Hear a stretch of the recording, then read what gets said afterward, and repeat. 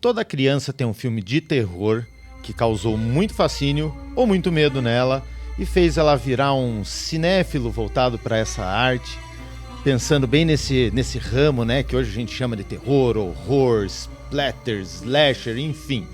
Eu hoje vou falar sobre isso, finalmente, porque nós conseguimos trazer um grande especialista da arte que só vai falar de filme de terror hoje. Mas quem vai te apresentar ele é a Lana Siganfredo. Boa noite, pessoal. Sei que você deve estar aí se preparando para passar alguns sustos hoje. Não, brincadeira. Mas está aqui conosco Paulo Biscaia Filho. Bem-vindo! Ei, obrigado. E aí, tudo bem? Tudo bem, vocês? Ansioso para falar de filme de terror, de cinema de terror e de teatro de terror? Olha, é o meu dia a dia e eu nunca vou cansar disso. Maravilha.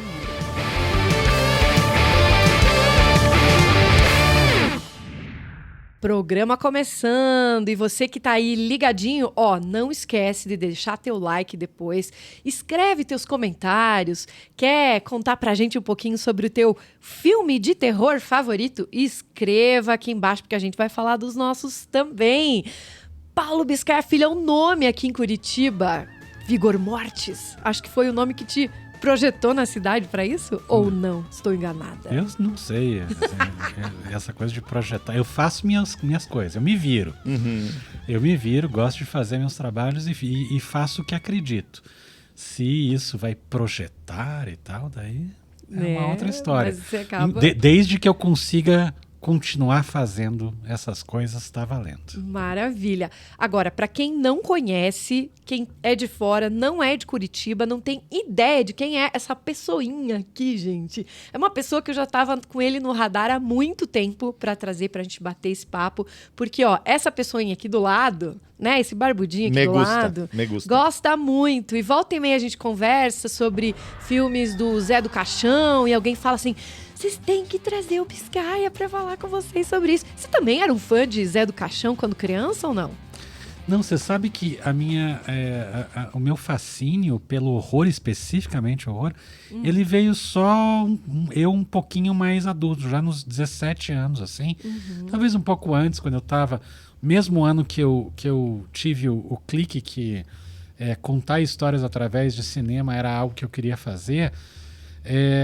foi quando eu vi Poltergeist também. Nossa. Puta filme. E que eu vi Poltergeist algumas vezes no cinema, e lá pela quinta, sexta vez que eu estava vendo, eu, em dados momentos, eu não estava mais olhando para a tela, eu estava olhando para o público, porque eu sabia o que ia acontecer na tela.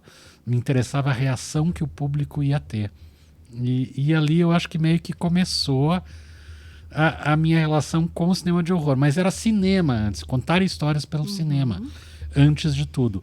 O horror foi uma coisa que foi se encaminhando naturalmente.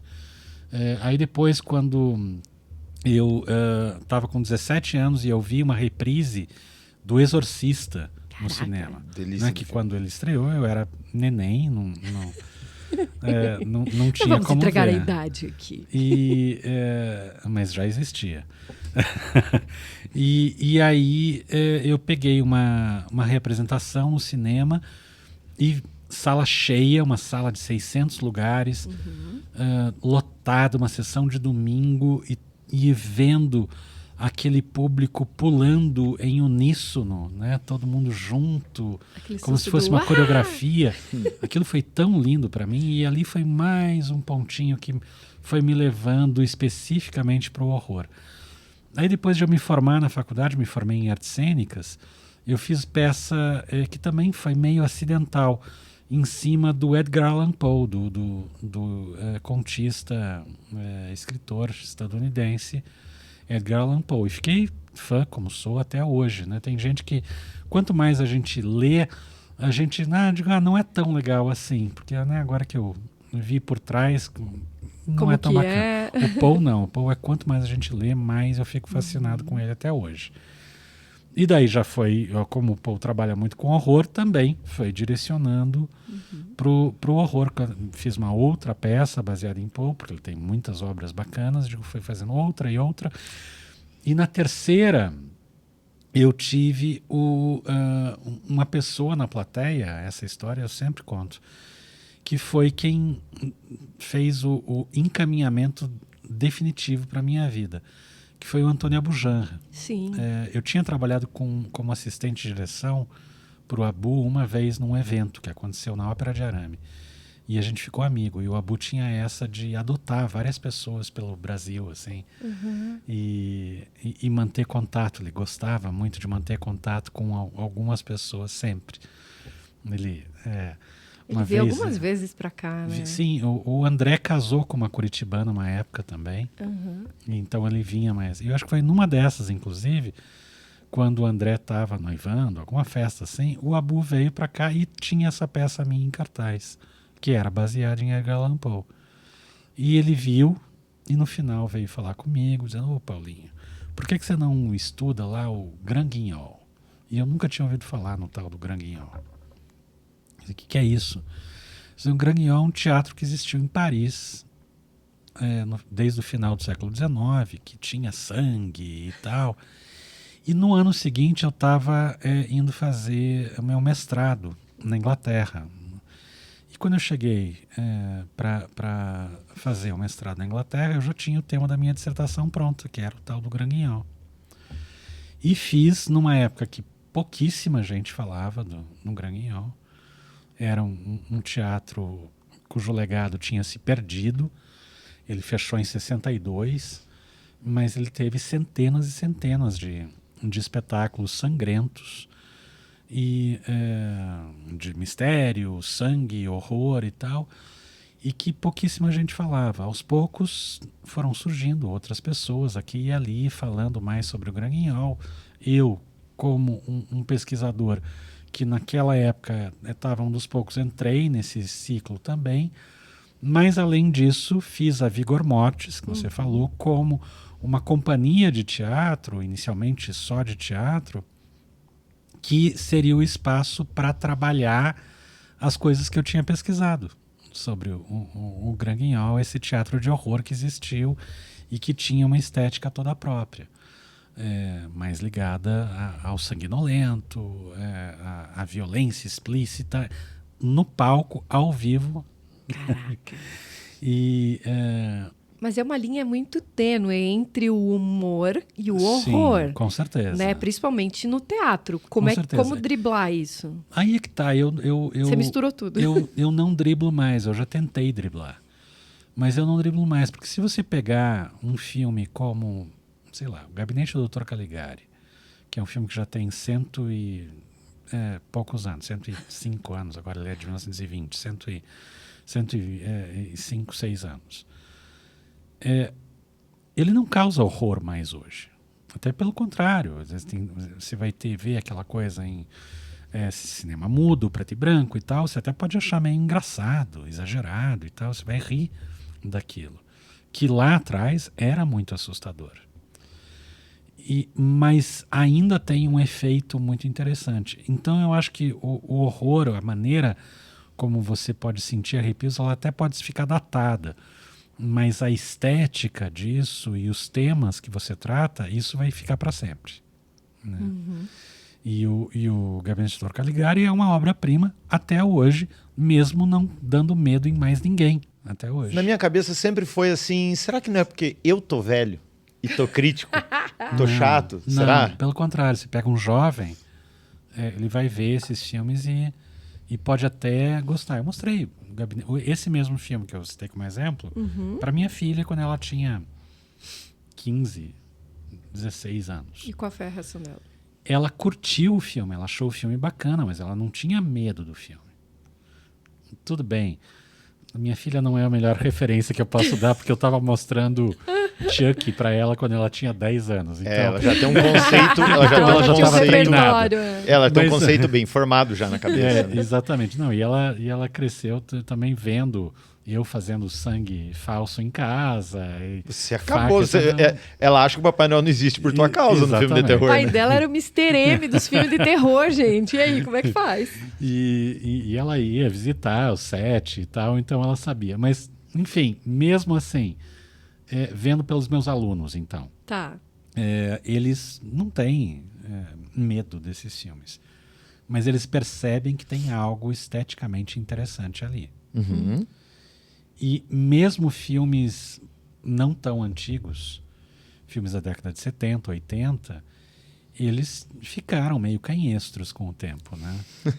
E Canhestros dá uma boa... Adorei esse termo. se pega o primeiro... Eu tenho uma disciplina optativa na Unespar, onde eu dou aula, de cinema slasher. E daí quando eu mostro as cenas do primeiro Fred Krueger, elas são muito engraçadas. Quero muito falar sobre né? ele hoje. Elas são muito engraçadas ainda, né? Elas não dão medo. Mas na época, elas eram pavorosas. Tinha gente com pesadelo do Fred Krueger e tal. A mesma coisa para outros filmes desse período também. Mas o Fred, ele tinha, né, já uma intenção no De ser roteiro engraçado de misturar também. o humor, né? De ser engraçado também, com certeza, que ele é verborrágico e tal. Isso. Mas hoje em dia não causa medo nenhum mais. Nenhum, zero. Tem as exceções. O Exorcista é uma dessas Maravilhoso. exceções. Esse ainda dá medo. É uma obra-prima. Né? Eu tenho medo.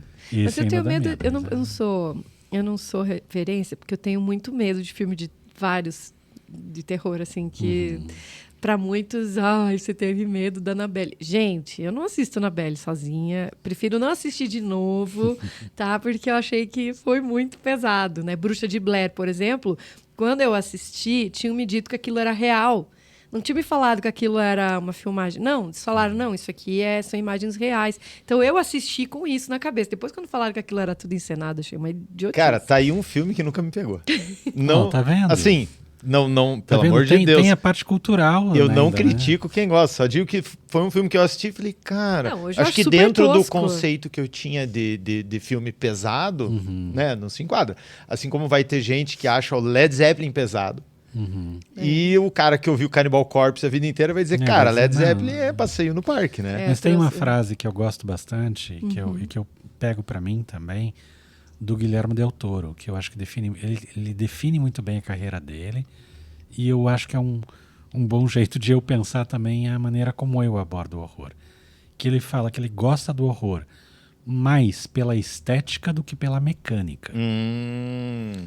Ou seja, né, de fato, os filmes dele não dão medo, nem susto, né? Mas ele está sempre trabalhando com o universo de horror.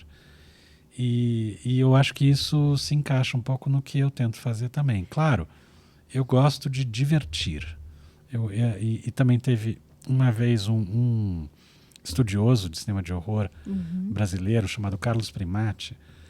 Ele me fez uma provocação uma vez, dizendo, é muito divertido ter os filmes e tal, mas que eu gosto de trabalhar com humor no horror também. Mas quando é que você vai fazer um filme de horror perturbador assim mesmo? Aí aquilo mexeu comigo, eu preparei, escrevi um roteiro. 2 anos depois terminei o roteiro, mandei para o Primati, disse, esse roteiro é resultado daquela provocação tua. Aí ele, né, de fazer um horror mais perturbador. E aí ele só olhou e respondeu, mas eu andei pensando, Biscayne, Ah, filho da mãe. que eu acho que é importante ter essa coisa do humor, porque tem a avacalhação do Brasil, que é importante ter isso na cultura. Eu, vá tomar banho. Mas ao mesmo tempo achei muito legal ele falar isso, né? De que eu acho que essa avacalhação faz parte da nossa cultura. Você falou do Zé do Caixão. Eu acho que tem uma sequência do Zé do Caixão que hoje é engraçadíssima. Mas para a cultura cristã brasileira era de uma blasfêmia, de um horror enorme.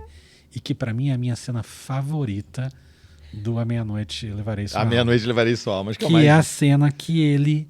Tem cena que ele pega a coroa de Cristo, enfia no rosto do cara e tal. Essas cenas violentas. Mas a minha cena favorita é ele comendo um pernil na janela de casa, enquanto do lado de fora tá passando a procissão de Sexta-feira Santa. Cara, isso é muito bom. E é a blasfêmia. Ai, que horror. Que horror, ele comendo pernil na Sexta-feira Santa. E ele comendo e dando risada e tal. Isso pode ser horror. Claro. Se você de algum ponto de vista, né? vai ser. Se você acredita na coisa de não pode comer carne na Sexta-feira Santa e tal. É um horror. Porque é uma afronta, que absurdo, né? É uma afronta. E aí cada um, você vai ter o horror acontecendo dependendo da tua origem cultural, né? O Zé do Caixão tinha toda uma estética. Você falou de estética de cinema, né? Estética de filmes. E para filmes de terror, eu acredito que deva existir alguma fórmula meio padrão. Um tipo de filtro, um tipo de Filtro que você diz cor. de cor, filtro de cor, um determinado estilo musical. Eu queria saber qual é a fórmula. Não tem. Não tem? Não tem. Não tem fórmula para arte e muito menos para o gênero, para os gêneros nas artes. Os gêneros e a arte está aí para ser transgredido o tempo todo. Então não tem fórmula. A única fórmula que eu posso pensar como possível para um artista, se o caminho é esse, qual que é a fórmula? Qual que é a maneira certa de fazer? A maneira certa de fazer isso é se você acredita que é certa, se você acredita de verdade que é certa. Né, eu fico muito bravo com gente que faz filme de horror pedindo desculpa. Como assim? Tem um termo que ficou popular por causa de uma matéria que saiu no The Guardian em 2015, chamado pós-horror, a história do pós-horror, que era um termo que esse jornalista cunhou e que foi absorvido por acadêmicos e até alguns artistas, entre aspas aqui, que seria um horror que está mais preocupado com a arte, com o conteúdo e não sei o que e tal, mas que é uma punheta, que não vai para lugar nenhum, assim. Sim. E aí muita gente acaba fazendo, não, eu vou fazer uma coisa no horror, mas não é bem horror, tá? Entendi. Esse tipo de gente que pede desculpas. Quer ser horror, politicamente mas correto. na verdade assim, não é horror, é mais um thriller psicológico. Essa frase eu escuto muito. É gente que tem vergonha de ter feito um filme de horror. Verdade. Porque quando você fala horror na frente de críticos ou de acadêmicos, hoje um pouco menos, mas ainda tem bastante, isso aí é trash. Isso aí é de má qualidade. Isso aí é sub-arte. Filme B. Cara, e nem tudo que é filme trash B. é ruim, pelo amor de Deus. Não, de jeito nenhum. Imagina, um dos grandes inspirações da minha vida é o Ed Wood, considerado o pior cineasta de todos os tempos, na década de 70, né, quando um grupo de críticos estadunidenses fizeram uma lista dos melhores aos piores filmes e o Ed Wood tinha acabado de morrer, coitado. E ele foi eleito o pior filme. E a partir daí, depois de ele ter morrido, ele passou a ser conhecido. E por causa dos filmes dele, que é o Plano 9 do Espaço Sideral, Glenor Glenda, Noiva do Monstro e tal. E que, de fato, eram filmes que eram tecnicamente problemáticos.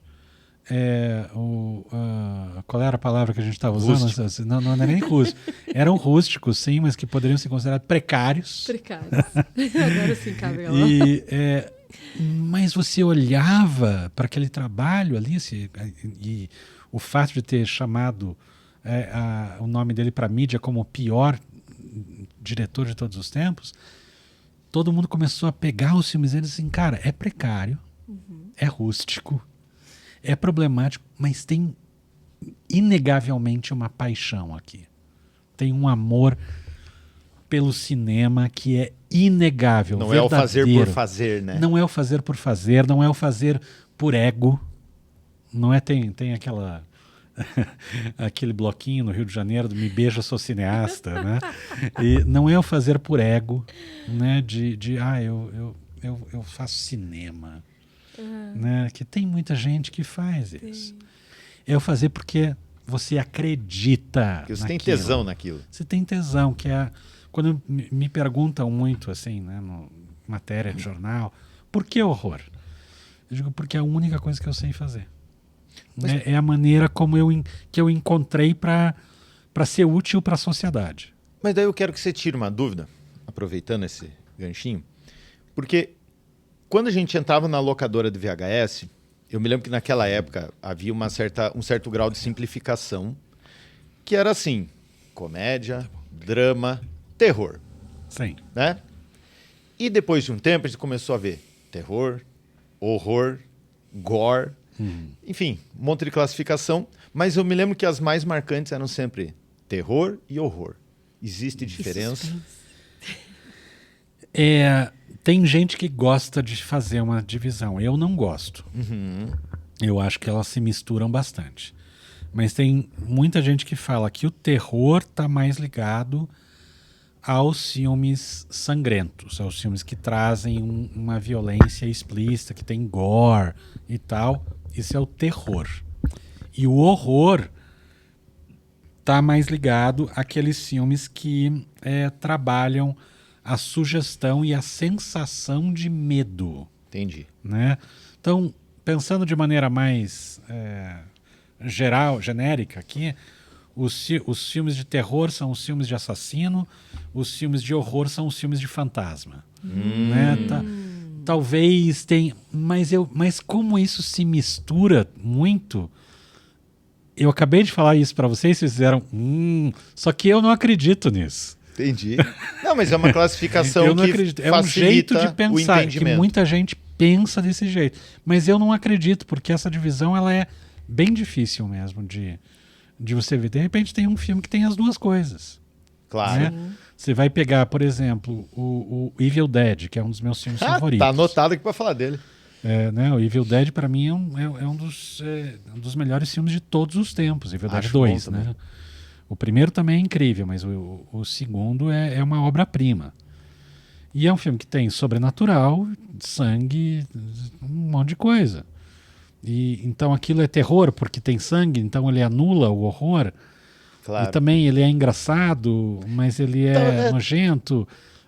Talvez para classificar, assim, para ver a idade de quem vai assistir, talvez o mais explícito terror, o menos explícito. Sim. Se você vê o macabro é terror, se você não vê, só pensa nele, é o horror. Mas ele é um filme de horror, não há Sim, dúvida. com certeza. Está dentro da categoria horror. Do gênero, né? Do gênero horror, mas ele vai causar riso, ele vai causar repulsa. E o Evil Dead faz isso. E o Evil Dead faz tudo isso. O que você achou daquela daquela refilmagem mais recente, não lembro agora, 2000 e pouco? De 2023, Acho que Ascensão? Que é nossa, deve ter pelo menos uns 1.000 litros de sangue no filme. Sim. Né? É o muito diretor, sangue. agora foi lançado A Múmia, novo segredo, não, Mistério da Múmia novo, Nossa, é do mesmo diretor, Lee Cronin, um irlandês. E eu fui ver o Mistério da Múmia achando que ia ser uma bomba, mas achei digno, não é incrível, mas é um filme de horror digno. E com muita coisa também ao estilo de Evil Dead nessa múmia.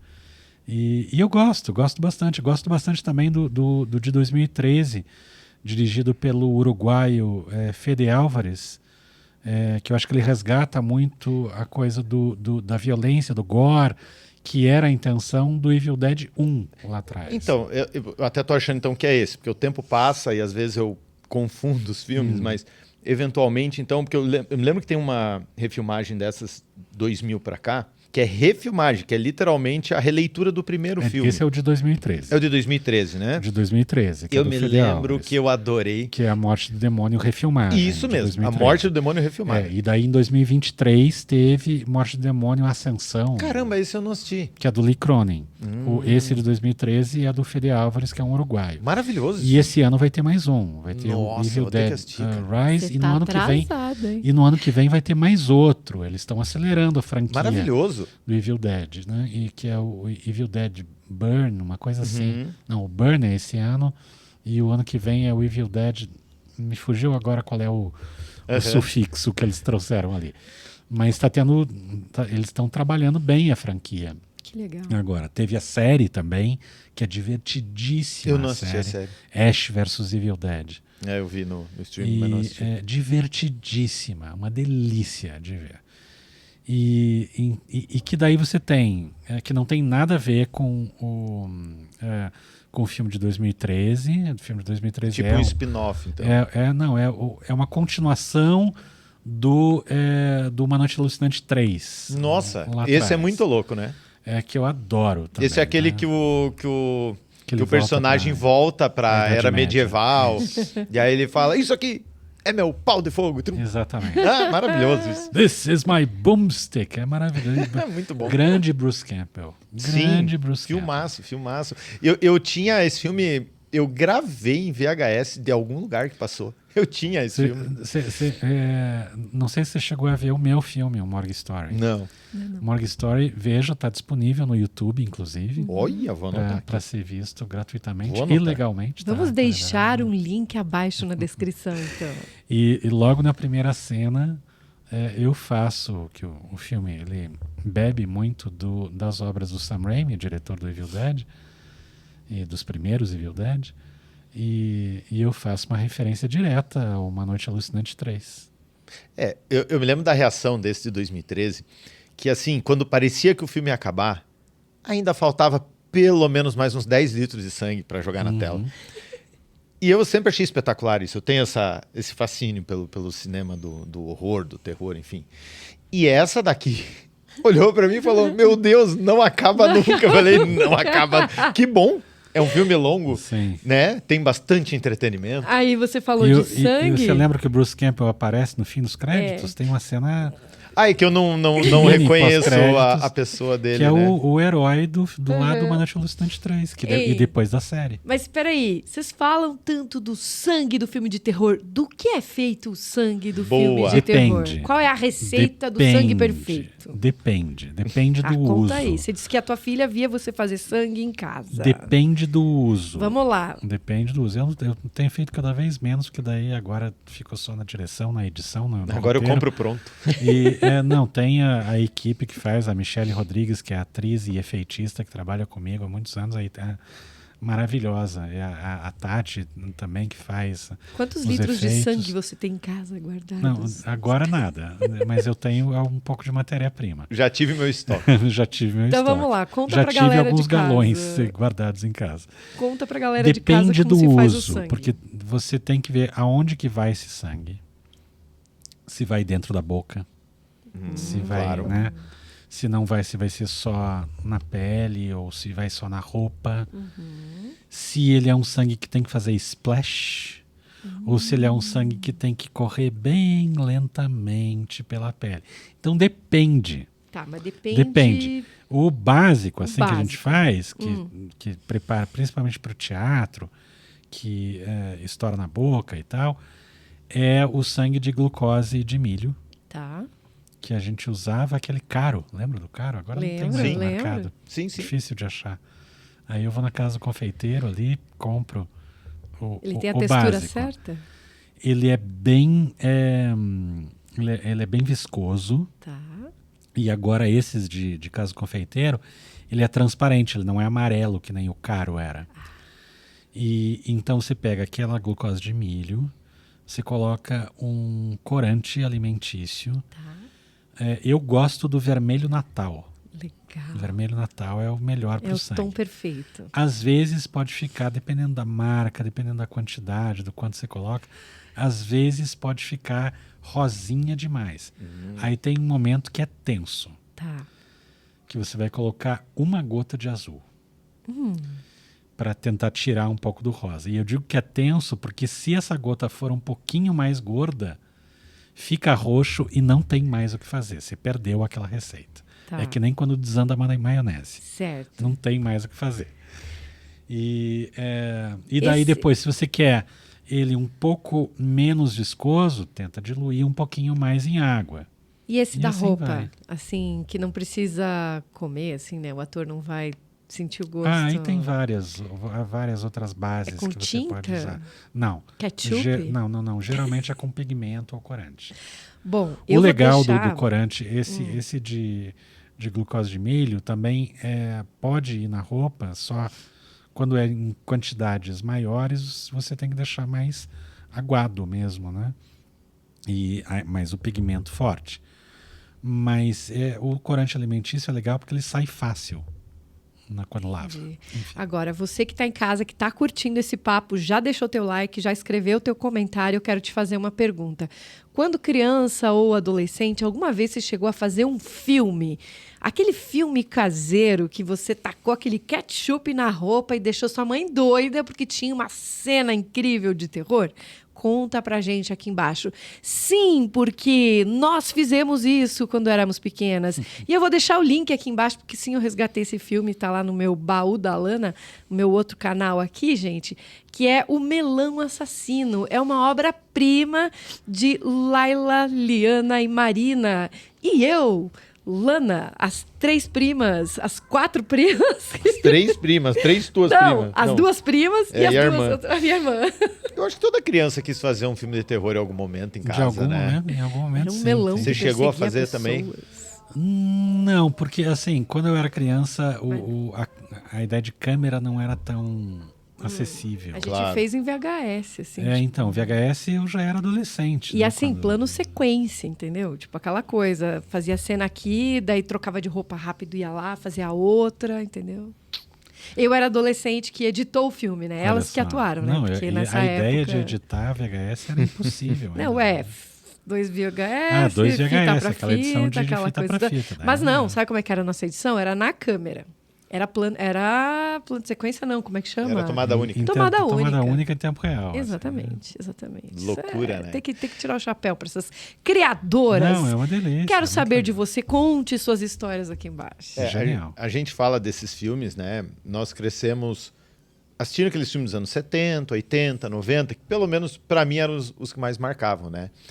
E os grandes personagens que eu tenho na minha cabeça são aqueles mais comerciais mesmo, que é o que chegava na videolocadora, né? Então, Fred Krueger, Blockbuster. com o primeiro filme que não era Fred Krueger o nome, né? Era... A Hora do Pesadelo. Exato, mas era A Hora do Pesadelo e em inglês era... The Nightmare on Elm Street. Nightmare on A Elm Nightmare Street. on Elm Street. Nightmare on Elm Street, exatamente. Maravilhoso. Assim como o filme do Rambo não chamava Rambo, do Fred Krueger não chamava Fred Krueger, Sim. né? Maravilhoso. Nenhum filme do Fred Krueger se chamava Fred Krueger. É sempre A Hora do Pesadelo, 1, Ou 2, 3, Nightmare né? on Elm Street. É. Isso aí. E eu me lembro dele, acho que era no 1 ou era no 2, que ele falava: Nina, venha para o Fred. Cara, juro pra você, que eu falava assim, meu, o cara é muito macabro, cara. Achava foda, né? Hoje, como você disse, a gente assiste, E dá risada. E dá mas risada. sabe que ainda assim eu acho bacana, assim, não sei, acho que eu tenho um carinho tão É grande muito pelo legal. filme que...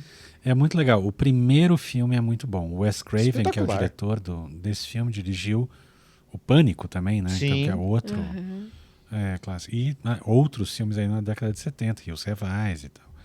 E esse cara era um grande, né? Perdemos o Wes Craven já há alguns anos. exatamente. E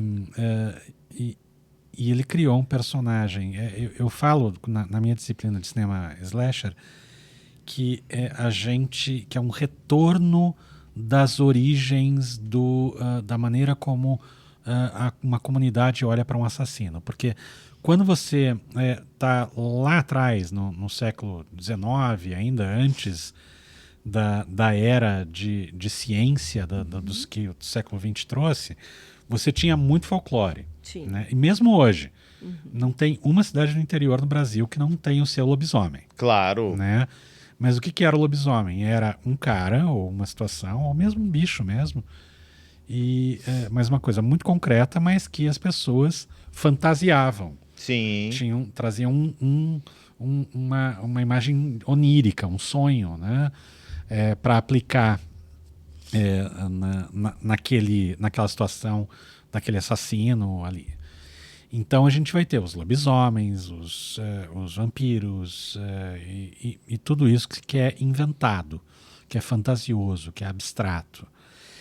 E aí ao longo do século XX você vai com Freud e tal, você vai deixando tudo mais concreto. Na década de 50 teve o caso do Ed Gein, que inspirou o Psicose, e que é o assassino sem máscara que mora ao lado, mas que é completamente maluco, psicopata, capaz de matar as pessoas, que era o Ed Gein e que inspirou diretamente o Norman Bates no Psicose.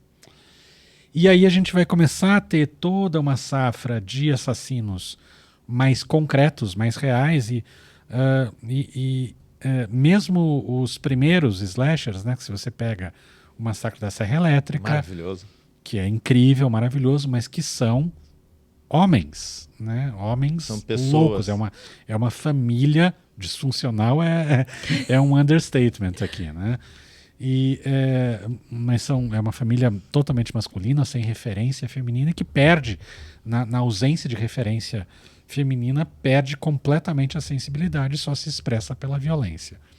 Massacre da Serra Elétrica, também inspirado no Ed Gein de maneira muito indireta.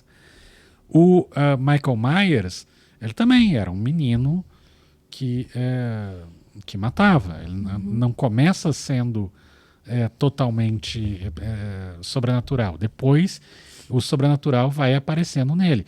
Mesma coisa para o Jason e tal. E quando a gente chega no início da década de 80, a gente tem um monte de assassinos que são humanos usando máscaras. Certo. O filme O Maníaco, Quem Matou Rosemary, que é o The Prowler, o The Burning e tal. Tem um monte. Foram feitos mais de 100 filmes entre 80 e 83 do gênero slasher. E aí, quando chega 84, o Wes Craven inventa esse personagem aonde ele devolve para a fantasia. Ele é um personagem que vem do mundo real, né? Porque o Freddy Krueger existiu em um momento, e ele passa para o mundo dos sonhos. Ele é completamente imaterial. Ele é o homem que vira abstração, que vira mito, ou uma coisa fantasiosa, né? Que não existe e ao mesmo tempo existe. Né, porque ele usa a desculpa da paralisia do sono, né, do sono ser tão forte que acaba afetando o corpo. E aí a gente começa a ter os assassinos fantasiosos de novo. Entra o Chuck, enfim, e até o Premonição, né, que é a morte encarnada. Não é nem encarnada, né? A morte. A morte né, abstrata e gostando de brincar com aqueles dispositivos Rube Goldberg, né, para matar as pessoas.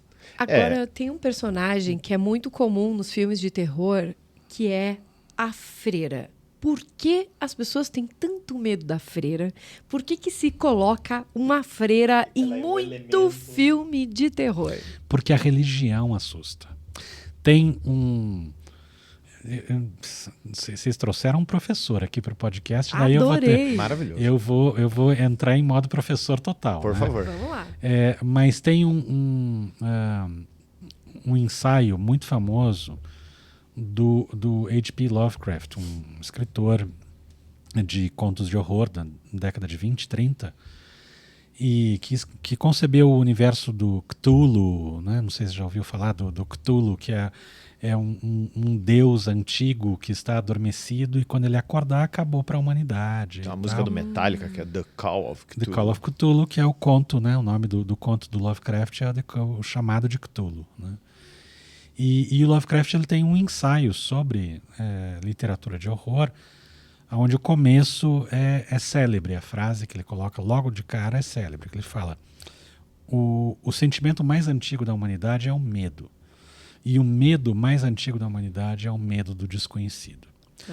O medo do desconhecido, ele está ligado diretamente às construções religiosas. Quando você não tem uma explicação científica, material para algo, você preenche essa explicação com uma solução metafísica, né? Então, para dar o exemplo mais clássico, porque hoje em dia a gente vê não, os deuses gregos, eles eram tudo invenção. Claro que era invenção.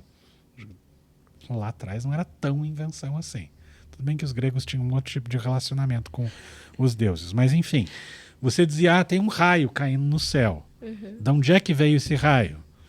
Vamos estudar a composição de nuvens carregadas de elétrons, não sei o quê. Não, Zeus. Claro. Zeus, aquilo é uma criatura que mora no topo de um monte muito alto. Que a gente não consegue ver. Que a gente não consegue ver. E ele cria raios e joga com a mão em direção à Terra. E não enfureça Zeus. Né? E não enfureça Zeus. E isso é um monstro, gente. Vamos combinar. Claro. Poseidon, então, nem se fala. Né, dos mares e tal. Então a gente constrói tudo isso. E toda a construção religiosa está ligada, de certa forma, a medo. Tem uma expressão que eu gosto muito de quando eu ouço de alguém religioso, que fala que eu sou uma pessoa temente a Deus. Ou seja, que teme Deus, tem medo de Deus. Sim. Ou seja, o medo, o horror está ligado às religiões diretamente. E os ícones religiosos vão dar medo para a gente, porque eles estão muito fundamentados no medo. Se você não seguir as regras que eu estou te dando, você vai para um lugar horrível que deram o nome de inferno, ok? E você vai passar a vida com medo para saber se você está seguindo essas regras ou não, senhor advogado. E você só vai saber se está seguindo ou não quando Exatamente. chegar lá. E é um juiz que não tem segunda instância. Vai dizer, não, você vai para o inferno e acabou. Mas São Pedro que vai resolver isso. Coitada da freira, gente. E daí a freira... ela é misteriosa, né? A freira, ela é misteriosa e tal, e ela representa todo esse universo. E ela representa também a lembrança desse medo e de estar seguindo direito às regras. A madre superiora. Mas é que eu acho também que tinha aquela fama que talvez poderia ser verdade ou não em alguma época, né? Da madre superior, da rigidez. E aí talvez o excesso de rigidez dela. Que é a pessoa que está trazendo essas regras o tempo todo. Exato. E assim, só um parênteses, né? Eu me lembro de ter assistido aquele documentário, acho que é Grandes Filmes que Mudaram o Cinema, que tem na Netflix, né? E que conta o bastidor de alguns filmes, e o Fred Krueger é um deles, né? E conta da dificuldade, de tudo, e que com o filme, vamos dizer, deu origem a todo...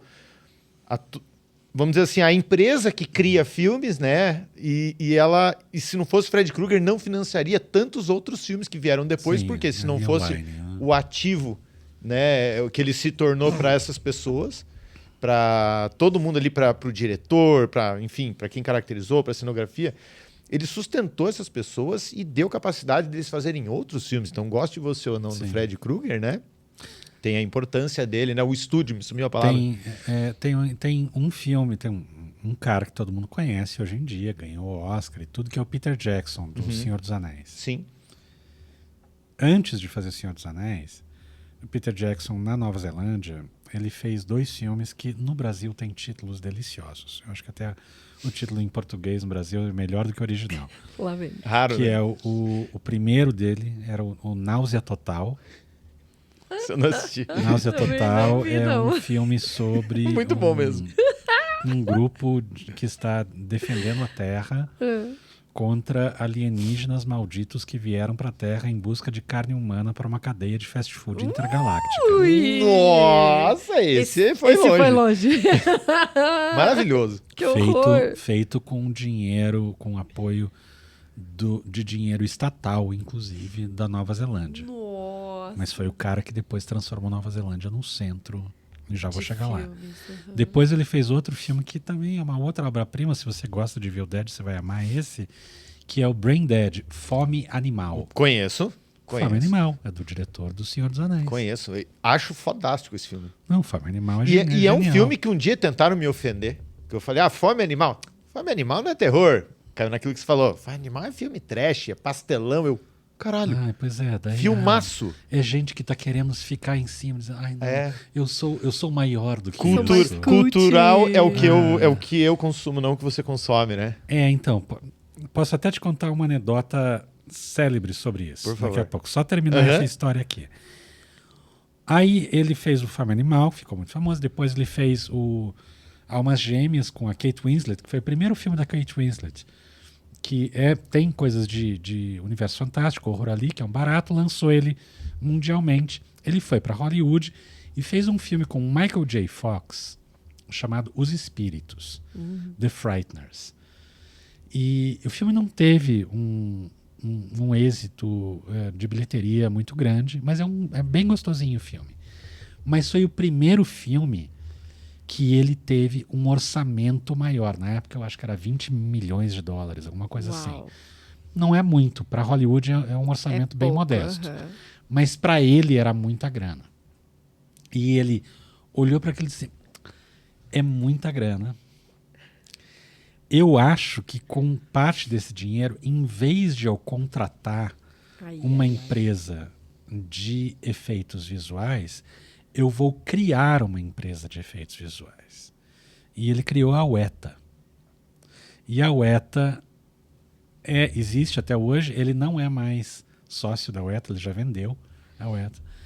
Mas ela é ao lado da Industrial Light and Magic, que é uma história muito parecida que o George Lucas fez com Star Wars. Ele criou a Industrial Light and Magic para fazer os efeitos também. São as duas maiores produtoras de efeitos visuais do mundo e também de serviços de pós-produção para cinema. No caso, a Weta tem um sabor especial porque é na Nova Zelândia. Tirou do eixo de Hollywood. Do circuito tradicional. Ou seja, o cara que fez Náusea Total colocou um pedação do PIB neozelandês hoje. Caramba. Não, é o tipo de história que, puta, é maravilhosa. E aí vem a história do cultural que você fala, que também é uma outra anedota que me aconteceu e que para mim é muito significativo. E só me faz acreditar mais no que eu faço.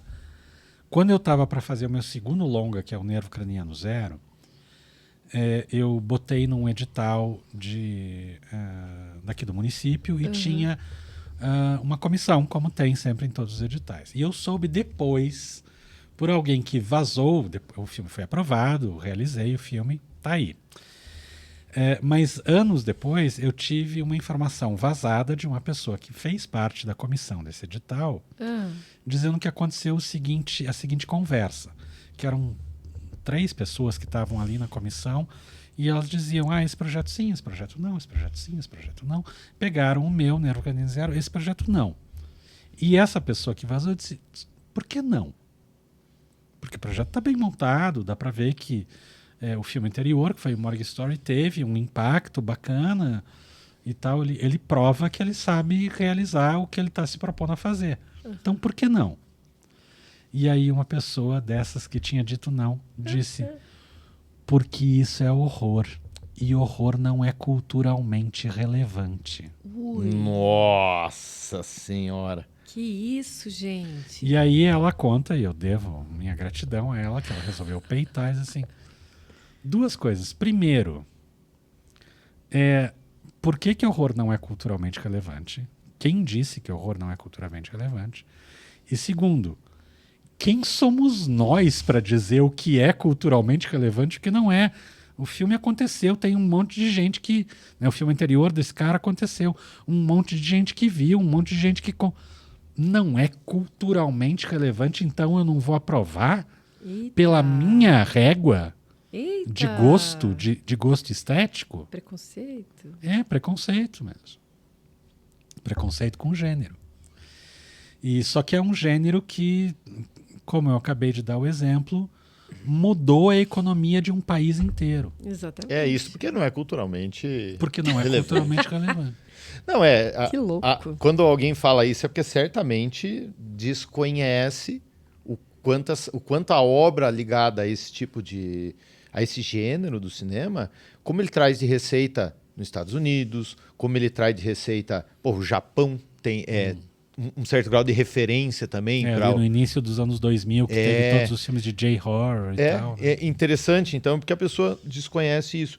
Mas, voltando um pouquinho aos personagens que a gente tanto estava comentando ali, né? O Jason é um caso de personagem que eu sempre gostei também. Também tem uma história, é meio que aquilo que você falou, né? Alguém que foi real e vamos dizer... E dá spoilers aqui, gente. No começo era a mãe, né? Isso. Era a mãe, todo mundo achava que era o Jason, mas era a mãe. Né? Porque tinha a história da criança no rio e não sei o quê. Aí a partir do segundo é o Jason. Isso. E a partir só do terceiro que vai aparecer a máscara de hóquei. Então, o adorno virou, vamos dizer... Desculpa, a máscara virou um adorno de carnaval. As pessoas usam para passar, tipo, opa, sou grotescão, né?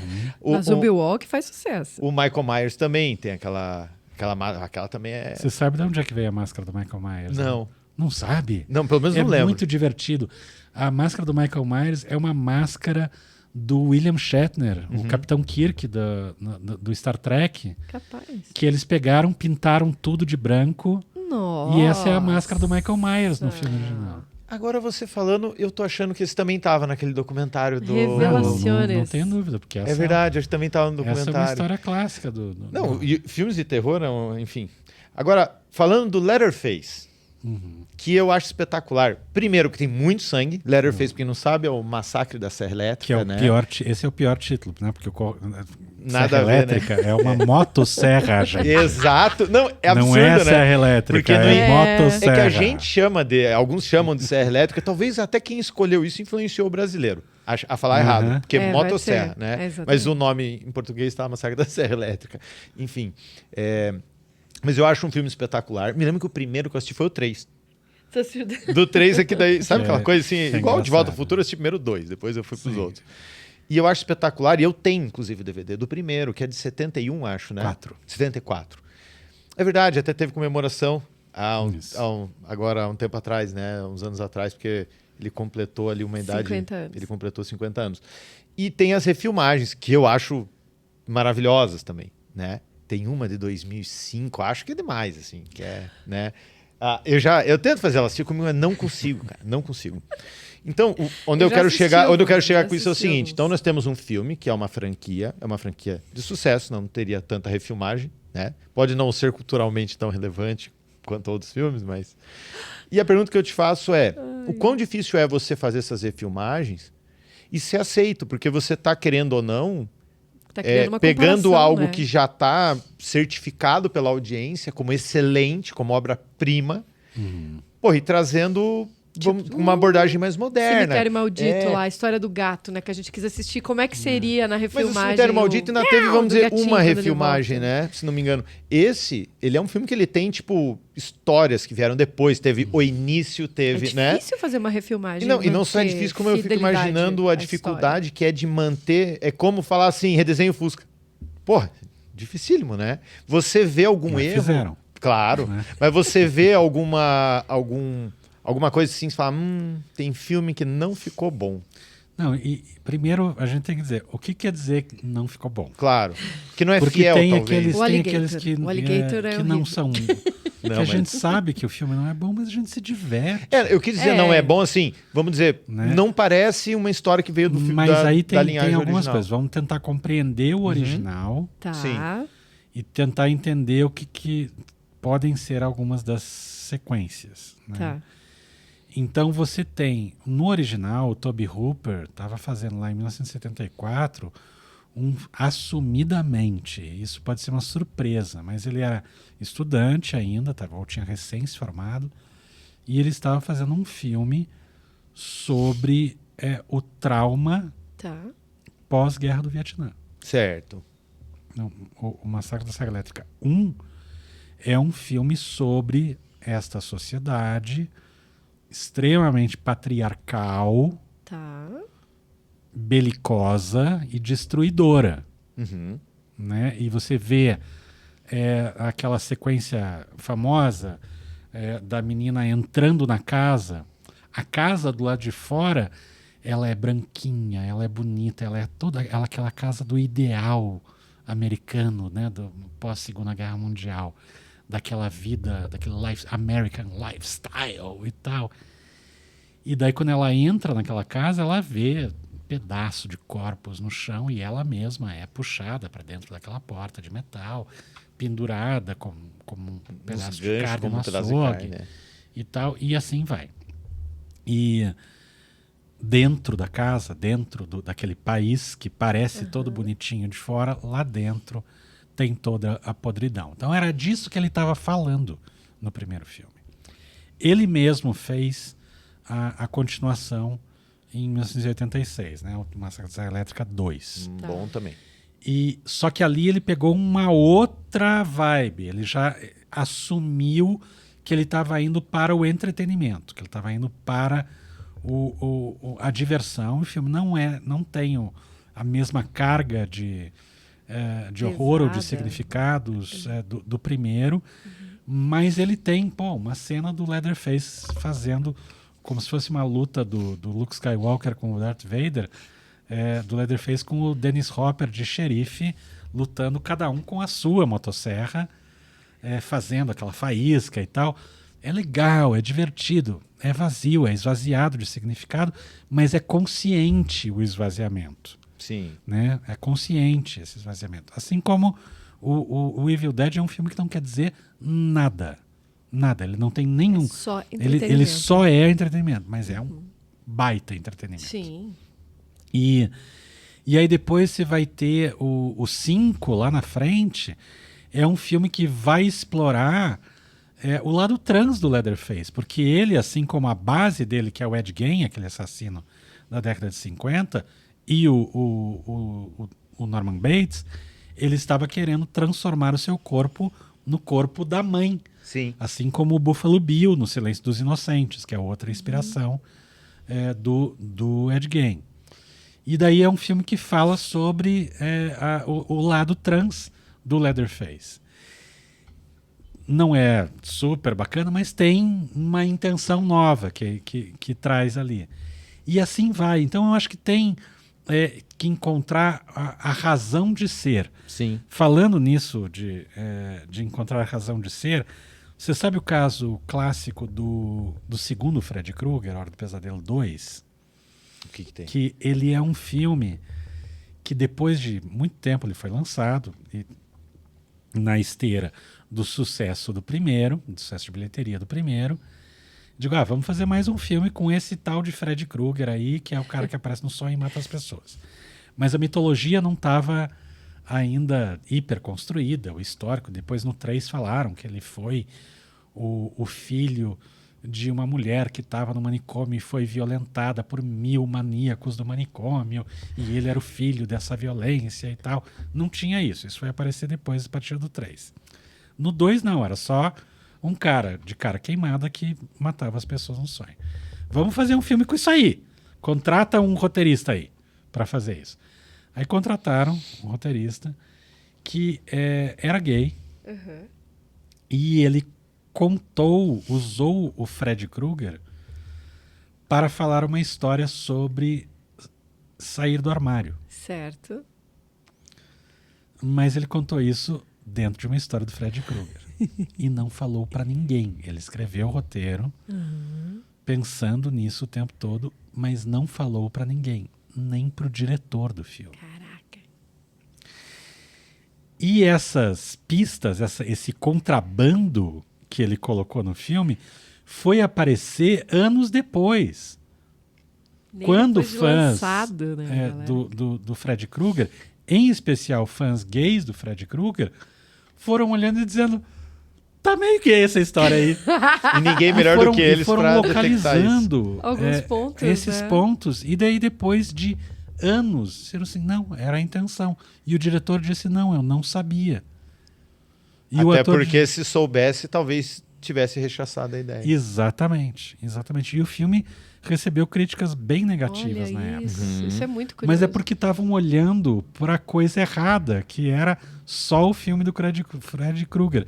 E existia uma outra coisa que estava sendo só contada. o susto, né? Tipo... E eu acho que o horror, assim como os contos de fada, que podem ser de horror, como a gente bem sabe, Sim. eles servem como formas de falar da nossa sociedade metaforicamente, né, alegoricamente, e é muito bonito isso, quando isso vira uma ferramenta interessante. Eu entendo, Paulão, que às vezes as pessoas não sabem separar a intenção do gosto da pessoa que está, porque é uma obra, né? É como, veja, vou usar talvez um exemplo nada a ver, mas que eu imagino que vai ser mais fácil das pessoas entenderem. Quando a gente fala de... Alguém tem um filme, faz lá o Pianista, filmes sobre o nazismo. Não quer dizer que o cara que fez gosta disso, só quer dizer que ele está contando uma história, Sim, correto? Exatamente. E as pessoas, e elas entendem isso. Mas quando vai pro terror, dá a impressão que eles se torna... Eles selecionam, eles separam e falam assim, não, você gosta de terror porque você gosta disso aí. Não, cara, gosta da história. O cara que faz o filme, ele gosta de contar a história. Não quer dizer que ele goste de uma serra elétrica cortando a perna das pessoas. Olha só, você tá vendo como ele é uma pessoa doce? Ele não é doce. Ele é demais. Não é fofinho demais? Demais. Então, eu digo isso sempre. Quem gosta, quem faz, então, mais ainda. São as pessoas mais fofinhas do mundo. Eu tenho medo daquelas que não gostam, porque estão guardando tudo isso. Uhum. Porque é uma coisa que tem que ser dita, né, Paulão? Que, vamos dizer, eu faço filme terror, isso eu vejo muito na música, tá? O cara escuta um Slayer, meu Deus do céu, esses caras gostavam. Eles não gostam, estão contando uma história. Raining Blood. Histórias. Chuva de sangue. Chuva de sangue. Olha como soa bem isso, essa canção, Raining Blood. É só uma história. É só uma história, exatamente.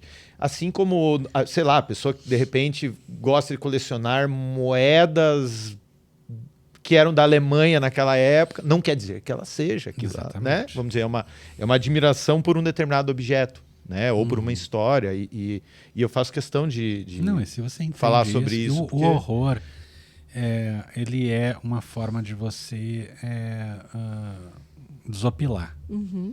Sim. Várias coisas que estão dentro. Nós somos bicho. Uhum. Nós somos humanos, mas nós somos bicho. Uhum. E como bicho, a gente falou do massacre da Serra Elétrica, a gente tem a violência na gente. E se a gente não tem essa violência devidamente domada e tal, a gente vai ser uns bichos violentos. Uhum. Infelizmente, muita gente é. Sim. E eu acho que eles tinham que ver mais filmes de horror para desopilar, para soltar isso, para sublimar isso.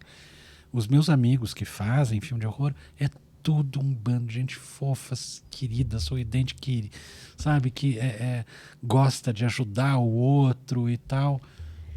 Enfim. E aí eu vou nessa seara, eu vejo. quero fazer um comentário muito interessante, porque tem muita gente que fala, ficam passando essas coisas na novela e ficam dando ideia. Você acha que um filme de terror também dá ideia? Não.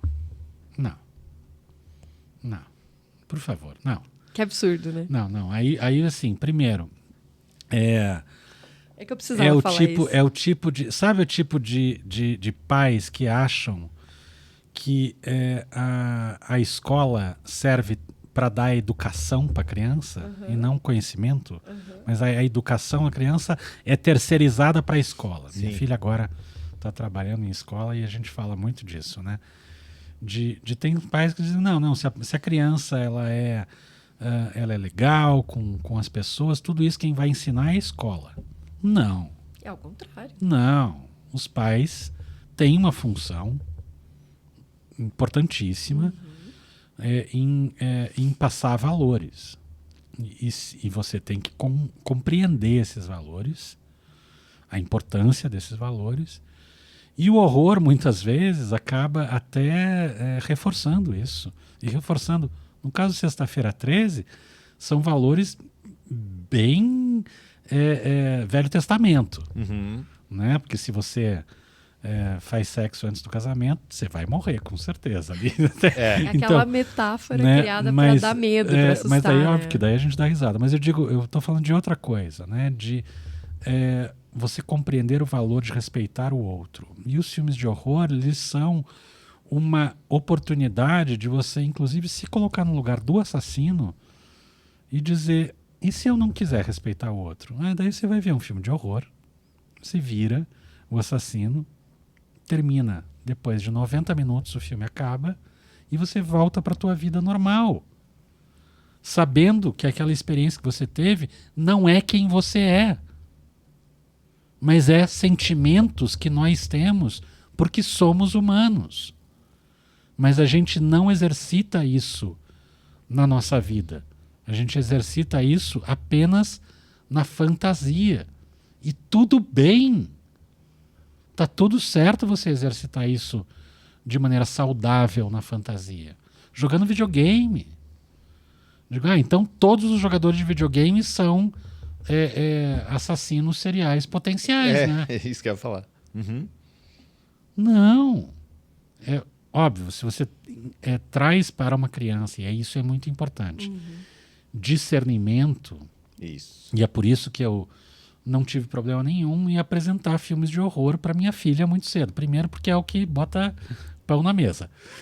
Claro, claro. Então tá liberado. Mas compreenda o que isso significa.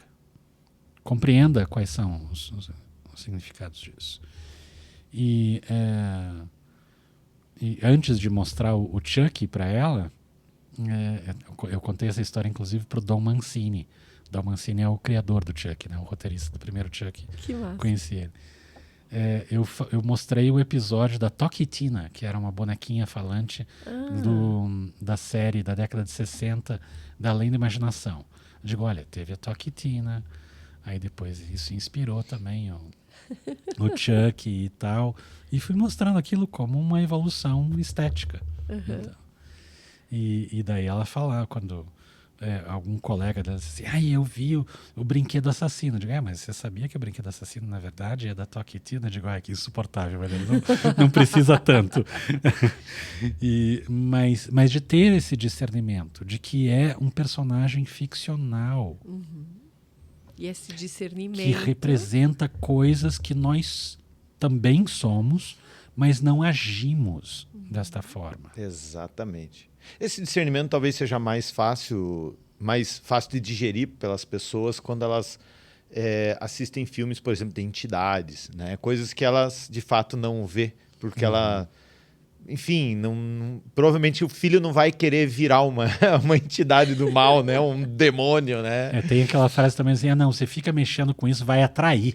É verdade, vai atrair, essa é famosa também. Né? Vai atrair. Essa é famosa. Daí você está lidando também com um campo que é tão abstrato, o que vai atrair?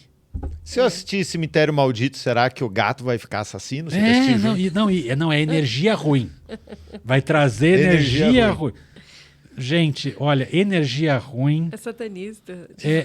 Se você não... energia ruim é se você não trata bem o teu vizinho. É comportamento ruim, né? É comportamento ruim. Isso é não verdade. é filme ruim. Claro. O filme com coisas ruins acontecendo. Não são histórias, Não, né? você vai trazer energia ruim se você é uma pessoa que faz coisas ruins. E falando de bicho, me veio à cabeça o gato, né? Como um bicho, por conta do Cemitério Maldito, né? Que tinha aquele gato aterrorizante, né? Que no primeiro... E tem uma história em casa, que um irmão já muito pequeno na época, os dois irmãos, né? A gente tá assistindo, eu e os dois irmãos, o do meio e o menor. E o do meio sempre infernizando o menor. O menor tinha medo, E o né? menor tinha medo. Quando o gato, no filme, fez pra matar alguém ali, o do meio jogou a almofada nele. O moleque deu um pulo no sofá, cara. Seu filho! Começou a chorar. Alguém saiu correndo da sala. E aí, me sai a refilmagem 2020, alguma coisa. E óbvio, né, que a gente foi assistir junto de novo pra ter essa... Né? Mas maravilhoso o filme, né? Eu não me lembro de outros animais que também são... Tem o Cujo. Assassinos? Cujo é um filme da década de 80, Esse eu não conheço. baseado numa história do Stephen King, que é um São Bernardo. Um São Bernardo hidrofóbico. Que deixa uma mãe e um filho presos dentro de um carro. Caraca. E mata gente fora ali e tal. É bem assustador. Cujo é bem legal. E aí você falou de carro, me vem aquele do Christine, acho que é? Christine e o Carro Assassino. O João carro. Carpenter. João Carpinteiro. Um dos grandes diretores Bom de filme cinema. também. Geral, não só de horror, geral. Lembrei de mais um. Não vou fazer essa piada horrível.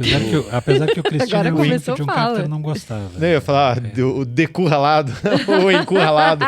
Que eu acho que é mais suspense, não é terror, né? Mas eu acho que cabe dentro do horror. Filmão, cara. Filmão, do Spielberg, né? Sim. O Spielberg é o primeiro, acho que é o primeiro Acho que é o longa-metragem. primeiro, Primeiro longa-metragem do Spielberg. Conheci com ela esse Que ele filme. fez para televisão. Mas o interessante do encurralado, Duel, né? Maravilhoso. Duelo, o roteirista do filme é o Richard Matheson. Richard Matheson foi roteirista do Além da Imaginação, no Twilight Zone, de vários episódios. Foi um ficcionista estadunidense, escreveu várias histórias fantásticas de horror, incríveis. E entre elas, talvez seja a mais famosa, o Eu Sou a Lenda, que teve algumas versões para cinema também. O Eu Sou a Lenda, você está dizendo aquele que é do mundo pós-apocalíptico, né? Isso, exatamente. É o do Will Smith. Tem a versão com Will Smith. É a que eu conheço. Teve uma versão Maravilhoso.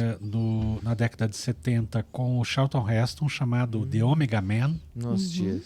E tem uma versão na década de 60 com o Vincent Price, grande ídolo Vincent Price, chamado O Último Homem na Terra.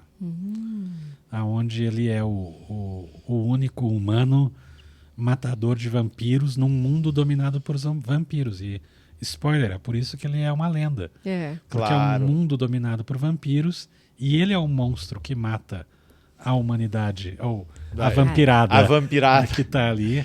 A vampirada tá querendo viver e ele aparece de noite, coloca a estaca no meio das pessoas, ele é um monstro. Olha como que as coisas se invertem, eu tenho um problema, vamos dizer assim, que eu assisti o Encurralado com um pouquinho de preconceito, porque, assim, foi ela que me introduziu no Encurralado. Eu acho que não, gente.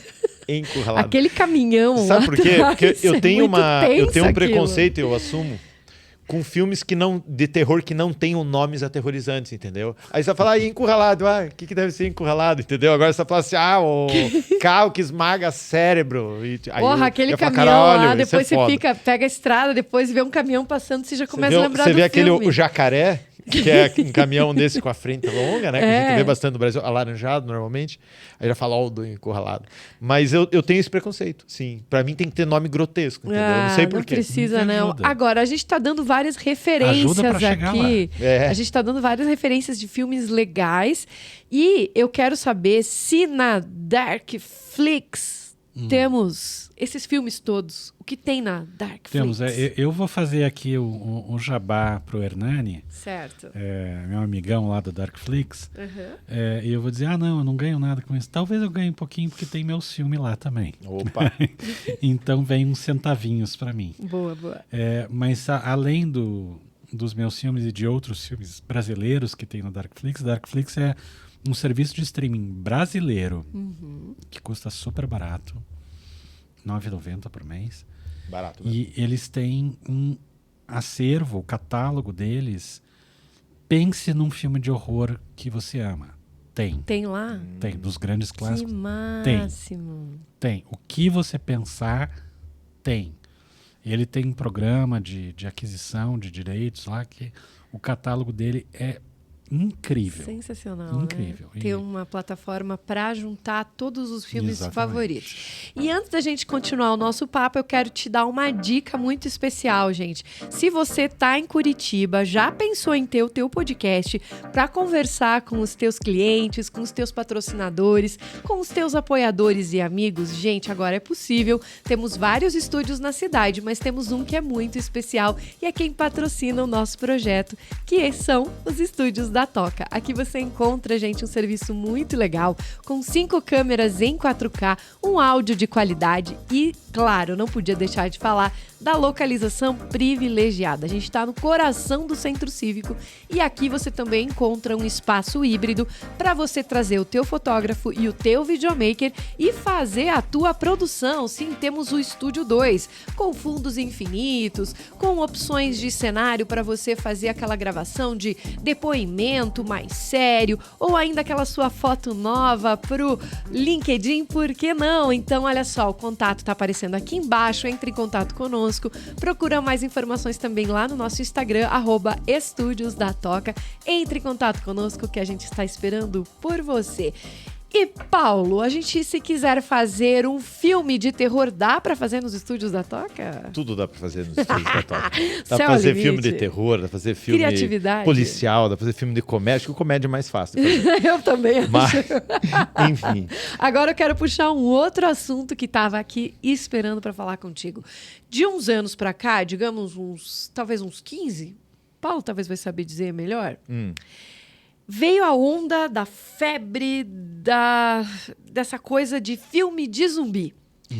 Que também dá um medo. Você falou mesmo dos vampiros, né? Dessa coisa de matar os vampiros e tudo. E aí a gente pega esse mundo pós-apocalíptico e temos que matar zumbis. Quero saber qual a sua opinião sobre essa Zumbilândia que se tornou... Que também tem um filme chamado Zumbilândia. É verdade, tem também. O zumbi... Bom, vamos para a parte histórica. Claro, claro. Que tem as origens do termo lá do voodoo haitiano, que são... Isso. Que são bastante preconceituosas, inclusive, e tal. E até eu abordo um pouco dessa parte preconceituosa no Morgue Story, como uma das bases do Morgue Story, que é a receita de transformar as pessoas em zumbi, que na verdade você dá um veneno para as pessoas que leva a uma quase morte, daí depois acorda, mas acorda toda sequelada, né? Com o que o veneno faz no teu corpo. E porque daí está sequelada, se diz, então agora ela é uma escrava do pessoa. Enfim. E aí você vai ter o White Zombie com Bela Lugosi, em 1932, primeiro filme que usa esse termo zombie, né? Uhum. E na década de 40 você vai ter I Walked with a Zombie, do Jacques Tourneur, que também usa essa coisa do zumbi haitiano. E aí aos poucos, na década de 60, vão começando a aparecer outros zumbis em quantidade maior. Que é da onde começa a minha referência. Exato. O próprio filme que eu mencionei aqui, o Último Homem da Terra, que são os vampiros, mas são vampiros em quantidade, né? Porque eles estão dominando o planeta Terra agora. Ele vai inspirar muitos dos filmes depois. E depois você vai ter a regra absoluta sendo criada em 68, lá pelo George Romero, na Noite dos Mortos-Vivos. Maravilhoso. E os filmes do George Romero, eles também têm essa intenção de ser uma alegoria política, né? E eu acho que isso fica muito evidente no segundo filme, o Amanhecer dos Mortos, de 78, Bom que também. se passa dentro de um shopping e fala sobre a sociedade consumista, né? Quando você vê aqueles zumbis, aquelas pessoas sem cérebro, sem absolutamente nada de intelecto, numa escada rolante de shopping, só revivendo aquilo que elas... e tentando consumir qualquer coisa, entregues aos instintos.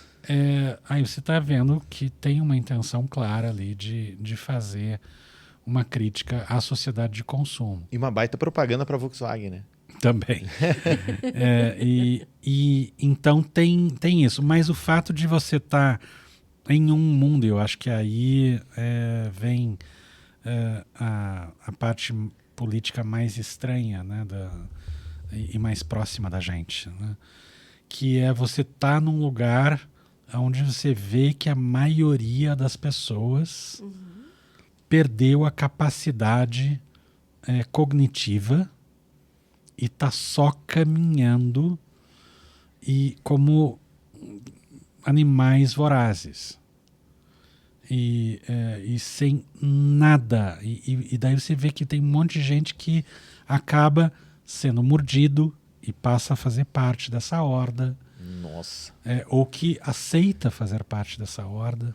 Profunda essa tua análise, né? Mas é verdade. Você veja, como apreciador do negócio pelo horror em si, nossa, nunca tinha vindo na minha cabeça esse conceito. Mas os monstros, eles trazem significado sempre. Claro, sempre. E querendo ou não, né? E você vai ter no zumbi, que é esse monstro da massa, né? Porque eles funcionam em massa. Um zumbi é muito fácil de resolver, eles são lentos. Né? Esses aí eram lentos, né? Falavam miolos. Ou mesmo os rápidos, se é um só, né? Eles são fracos. Sim. Você mata, pronto, acabou o filme. Sim. A grande questão é como é que você resolve em quantidade. Exato. Esse é o desafio, né? Né? E temos que ficar vivos, né? Exato. E teve a continuação, que daí é uma variação de zumbi, que são os infectados, mas que é a mesma lógica de zumbi nos filmes da saga Extermínio, do Danny Boyle. Maravilhoso. Teve um último agora, Teve né? agora dois novos. Esse é um filme que os fãs, alguns criticaram, né? Por estar meio longe, talvez, do que era a história original. Eu li muita crítica, assim, do filme. Eu gostei bastante desse... o dirigido pelo Danny Boyle, que é o 28 anos depois. Isso, né? E daí teve o Nossa, é maravilhoso. o outro dirigido pela Nia da Costa recentemente, que é legal também, mas eu não gostei tanto. Mas é um filme que o Danny Boyle, escrito pelo Alex Garland, que é um roteirista muito dedicado a fazer pautas políticas em filmes de fantasia, né? Incluindo, que não é tão fantasia assim, o recente que teve o Wagner Moura no elenco, a Guerra Civil, que é a direção e roteiro do Alex Garland, roteirista do 28 Dias Depois, do Extermínio. E daí você tem esse filme que se passa hoje no Reino Unido, onde o Reino Unido está ali isolado do resto, porque conseguiram resolver a questão dos zumbis na Europa e no resto do mundo, mas no Reino Unido não, e ele ficou isolado da Europa. Nossa. É claro que ele está falando do Brexit. É óbvio que ele está falando do Brexit. É muito E massa. todas as variações dentro dessa... Vamos dizer, uma inspiração disso. temática. Mas tudo tem um fundo. E dos arrependimentos pós-Brexit. Entendi. Né? Louco, né? E então o zumbi traz muito o discurso político presente. É muito mas talvez... amplo, E no significado. meio disso, é legal, dá tiro em zumbi, Que vê é o o que eu ia zumbi falar agora. arrebentando. Mas aí é que tá, esses filmes, se eles são perigosos, eles são perigosos porque fazem você pensar. Isso é real. Mas eles te pegam pela parte bacana do sangue, da violência e tal. Uau, que bacana isso e tal. Mas, pera, eu tô vendo essa sangueira toda, mas no meio dela Tem uma mensagem. uma coisa... Tem algo mais. Que ele comunica algo, né? Exatamente. Apocalipse Então, assim, zumbi. Claro, tirando essa parte mais séria, né? Que tá no bastidor, eu acho tão legal a gente ver um outro cartão postal tá sendo invadido, só para variar, só para não ser Washington, só para não ser Sempre Nova Hollywood, York. só para não ser, né? Que é legal, maravilhoso, né? Mas, porra, bicho, aquelas cenas do primeiro filme, né? Daquele perímetro que já estava meio isolado, daí o pessoal, entra no primeiro, não, desculpa, acho que do segundo filme. Que das gurias pega uma motinha, entra ali na área onde não deveria para voltar em casa buscar uma foto. Mas né, pera, assim, de qual filme? Do Extermínio. Do Extermínio, sim. Então, assim, ver o caos num outro cartão postal, porra, Sim, é legal tão também. legal, cara, né? A gente não tem nenhum, tipo, sei lá, Rio de Janeiro. Teve. E foi horroroso. A gente Ah, assistiu com a Sabrina Sato, lembra? Sim. Não é. Péssimo. Sim, que é aquela série, Desculpa, né? gente. Isso. É muito Uma série ruim. que é baseada, é uma adaptação de uma série inglesa, por sinal. Sim. Dead Nation, que começa num... Mas ok, eu num não reality posso show, falar. né? No reality show. Eu não posso falar que é ruim, gente. Ele me proibiu, ele puxou minha orelha. Ele disse: não, o filme não é ruim, você tem que sempre ver do outro ângulo. E aí eu queria puxar. O Leandro Daniel Colombo, que é ator do Morgan Story, tá né, nessa série, inclusive. Que é engraçado, assim. Quando Achei ela fala assim, muito pastelão. não, mas eu entendo, ela não é pastelão, é que assim, é um filme que tem uma produção que você percebe muito poderosa, Sim, produção né? da Conspiração, Isso. que é a grande produtora do Rio de Janeiro. Você percebe que, inclusive, para ter no elenco a Sabrina Sato, é porque não é qualquer coisa, correto? Mas, realmente, quando a gente olha uma pessoa cuja imagem nunca foi associada ao gênero, a gente encara com um pouco de preconceito mesmo. Né? Eu me lembro quando eu vi ela, né? Talvez se eu visse um ator jamais acostumado a ter cara de bad boy, talvez eu... Né? É aquela linha tudo tênue bem. do terror com a comédia que a gente falava antes, que acabou se tornando engraçado e não... Não, mas eu entendi... Mas se você assume isso de um jeito legal, tudo bem. Sim. Tudo bem. Eu acho que a questão, eu não vi a série, para ser bem sincero, então eu não posso fazer comentários específicos. Mas uma coisa eu posso dizer, com certeza. Nós não conhecemos a Sabrina Sato pelas suas capacidades tespianas como atriz, né? Claro, Certo. claro. Né? Então, Sim. não é exatamente uma atriz hábil. Ela Uhum. pode ser uma personalidade interessante, mas ela não é uma atriz hábil em construir um personagem. E nós, quando a gente está contando histórias, a gente precisa construir personagens, É verdade. bons personagens, para que a gente possa se envolver e acreditar naquilo Sim. enquanto estiver acontecendo. Então, enfim.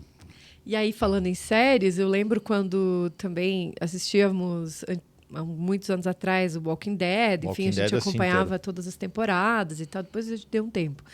Mas a gente descobriu, numa outra plataforma, um filme que também era muito parecido e que se passava num outro lugar. Você lembra disso? Não, é que teve um, na verdade, teve um, não sei se é bem, é um spin-off.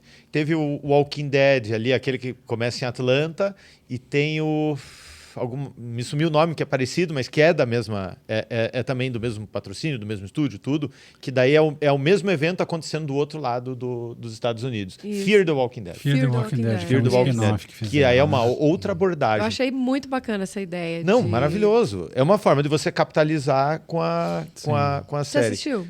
O Fear the Walking Dead não vi. E o Walking Dead eu parei na 5ª temporada. Que é boa. Eu gosto. Mas é muito compromisso, né? Que eles estão pedindo. E assim, eu me divirto, eu gosto mesmo, mas assim, a impressão que eu tinha vendo, e isso não é falar mal, é uma constatação positiva até. Sim. Né? Que eu acho que The Walking Dead é uma mistura de George Romero com Manuel Carlos. Pode ser. Porque é um novelão, né? Virou um novelão. E tudo bem, acho legal. ter Claro.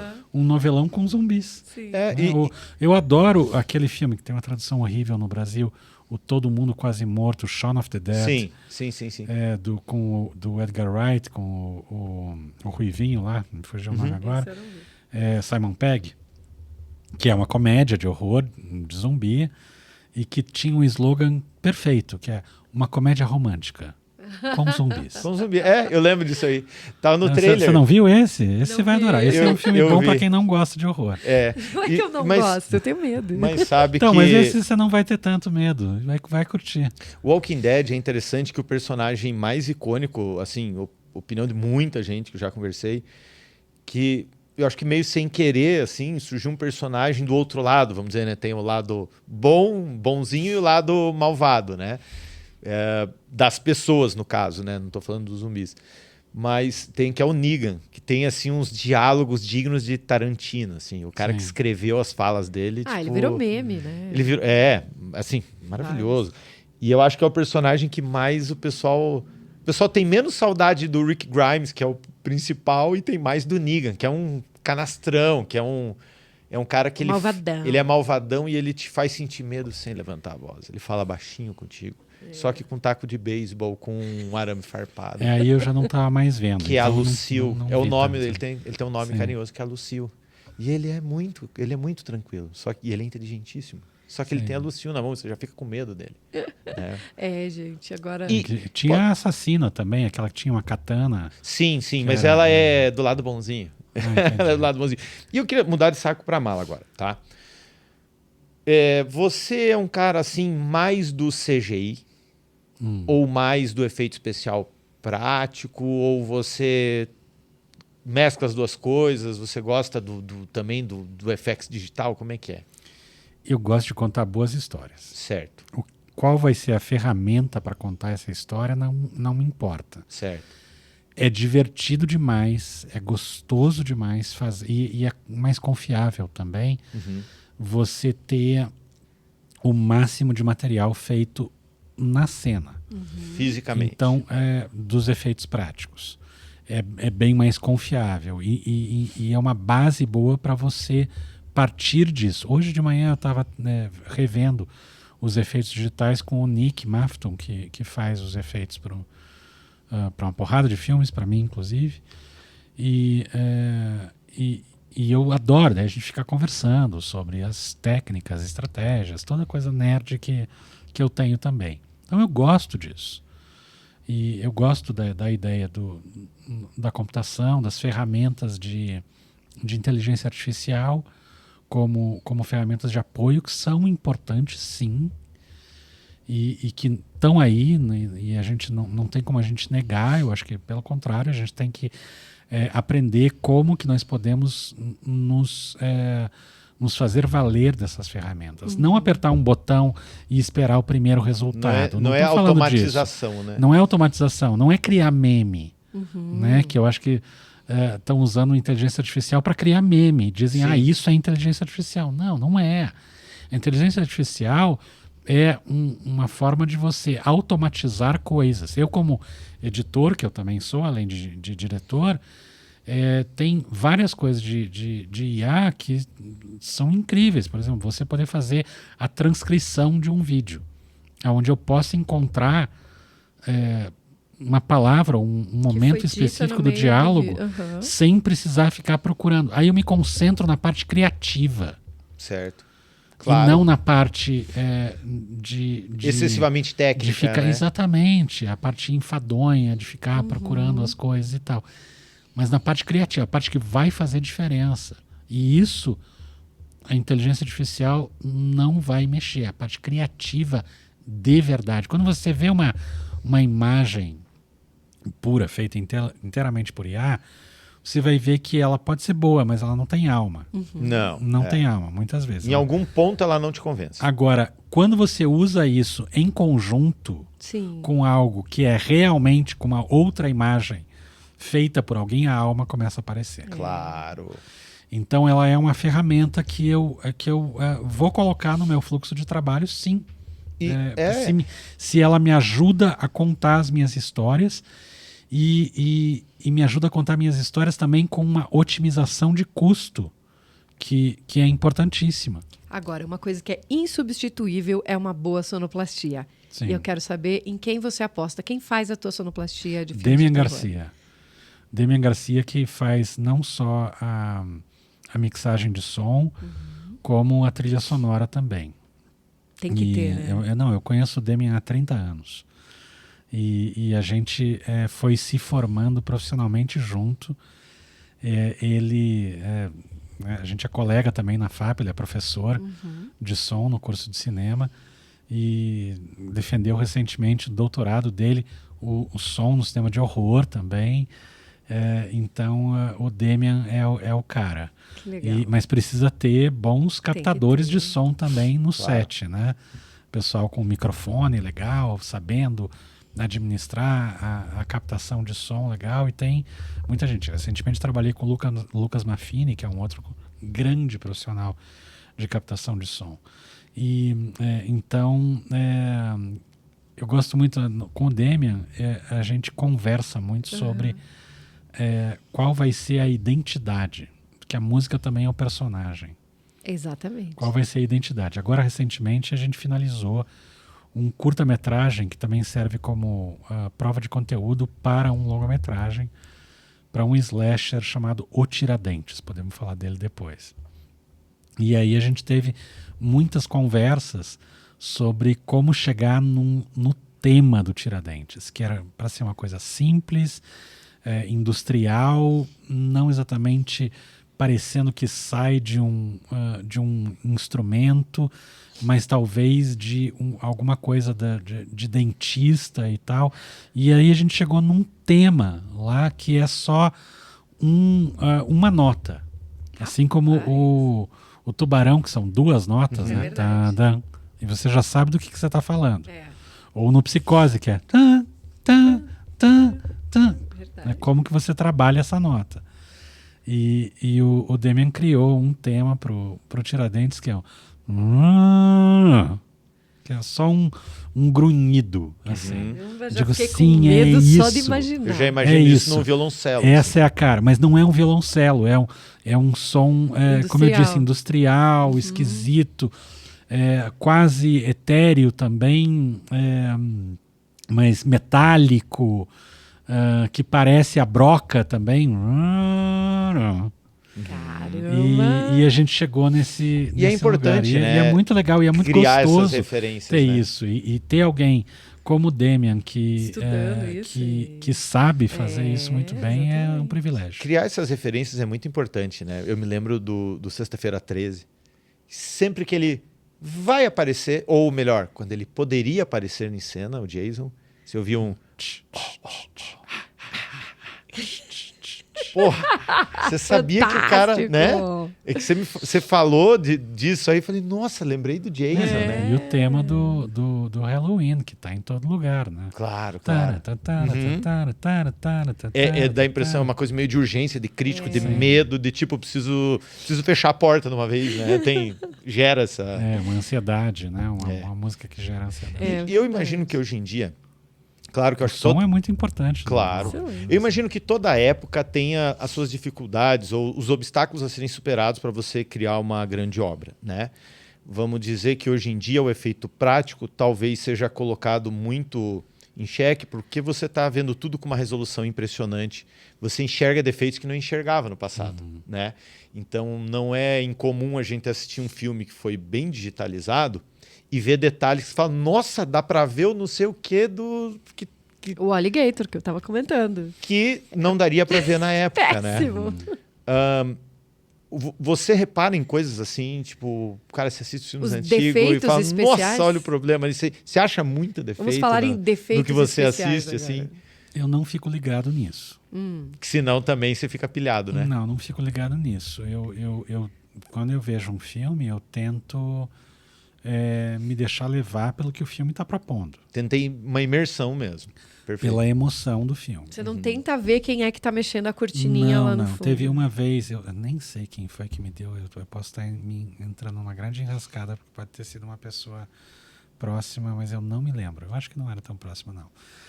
Que me deu anos atrás de presente de aniversário aquele livro Falha Nossa, que é um compêndio de erros de continuidade. De defeitos especiais no cinema. E de defeitos. Legal, de pessoas, hein? Isso é legal.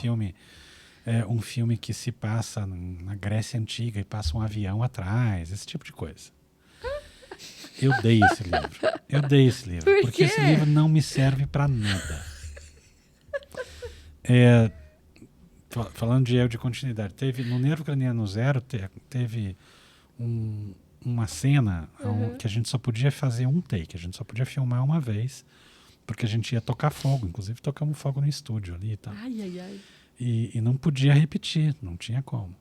Preparamos tudo, ensaiamos tudo, eu dei o ação, correu, deu tudo certo, ficou muito bonita a cena no final, que daí tem a personagem da vilã toda ensanguentada, com a cabeça enfaixada, porque ela acabou de fazer cirurgia no cérebro, fascinada com uma ideia que ela teve, digitando a ideia na máquina de escrever, enquanto que a heroína pega uma cabeça cortada e sai e deixa a outra trancada ali no meio das chamas que vão tomando conta do laboratório escondido onde se passa o filme.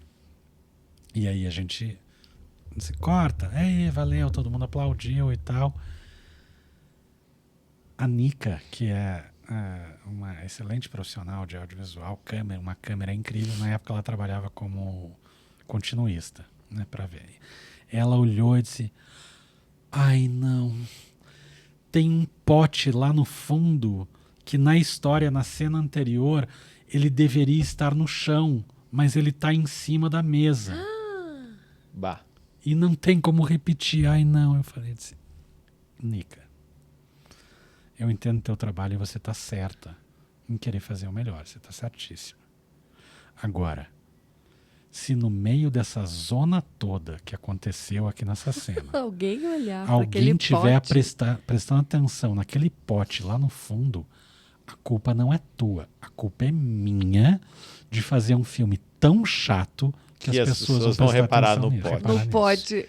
Biscay, queria muito te agradecer por você ter topado bater esse papo com a gente. Imagina. Desejo todo o sucesso do mundo aí para os teus filmes que você está produzindo agora, Valeu. para os próximos que vêm, e que você continue inspirando os teus alunos na faculdade a produzirem coisas extremamente criativas e tirar do E nosso sanguinolentas. dia a dia e da política que está em volta e das coisas que revoltam, transformar isso num terror, num horror que possa encantar o público que gosta desse gênero de filme.